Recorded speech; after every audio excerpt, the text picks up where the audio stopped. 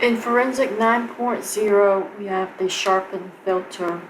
This enhancement uses Unsharp Masking, a well-known filter in image processing.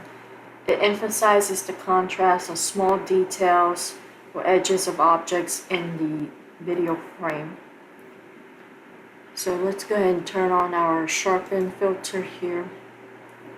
Here we have the intensity and the focus. The intensity defines how much the edges will be pronounced on a processed image. We can adjust these, and as you can see, it defines the edges here.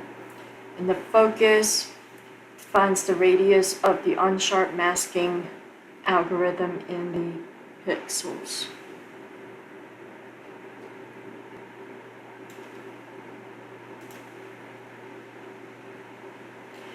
This filter does not add any information to the image, as in the case with super resolution or the blurring filters. And that is the Sharpen Filter.